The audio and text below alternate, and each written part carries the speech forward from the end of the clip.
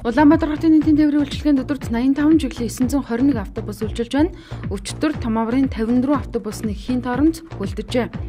Япон улсын Фукушима мужид өчигдөр 6 цагийн үед 7.3 магнитийн хүчтэй газар хөдөлж цунами аюул нүрлэх төглөө. Их хэмжээний зас орсны улмаас үүсэж байгаа нөхцөл байдал авч хэрэгжүүлж байгаа арга хэмжээний талаар нийслэлийн удирдлагууд өчигдөр шуурхаа уралдаж хотын дарга холбогдох газар хэлтсийн дарга нарт өргөглөө. 11-р сарын 24 буюу эрх пүрэв гарагт Орос албаны улсаас 198 тонн тусгай зориултын бодис 90 мөн засаг даргын нөөц хөрөнгөөс дахин 400 тонн бодис авахаас гадна бүгд найрамд хэсэгт улсаас явган хүний замын зас мөс шүрдэх, зам хөлдсөн засыг ховхлох техникүүд авахаар захиалсан байна. Range Rover маркийн тээврийн хэрэгсэлдээ онцгой хэмжээний буюу 64.5 кг мөнгөөсийг тээвэрлэж явсан этгээдүүдийг цагдаа гахын баривчилж эрүүг үсгэлээ. 1 кг мөнгөөсний зах зээлийн үн 1 сая орчим төгрөг байдаг юм а.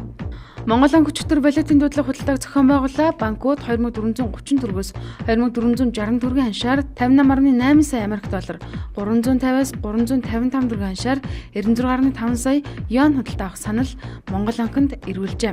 Харин Монгол банк 2444.91 төгрөгийн хаалттай ханштайгаар 27 сая Америк доллар, 354.51 төгрөгийн хаалттай ханштайгаар 16 сая йеныг тус нийлүүлсэн байна. Эрдэнэс хамтлагын компани 2016 оны 12 дугаар сарын нүүрсний үнийг $50 тогтоож өмнөх хөлөрлийн үнээс 85% буюу 1.8 дахин нэмэгдүүллээ. Moody's агентлагаас Монголын Богд банк, Capital, Голомт, Хаан, Төрийн, Худалдаа хөгжлийн банк хас гэсэн 7 банкны үндэсний валютаар олгогддог зээлч зэрэглэлийг B3 ангиллаас CAA1 ангилал руу буулгасан байна. Орос албаны улсын Сочи хотно энэ оны 12 дугаар сарын 2-оос 12-ны хооронд болох дэлхийн сурагчдын шатрын аврал шалгаруулах тэмцээнд Монгол улсаа төлөөлж оролцох өсвөрийн шатрчдыг Монгол улсын хурлын даргын хувьд өчигдөр хүлээн авч уулзлаа.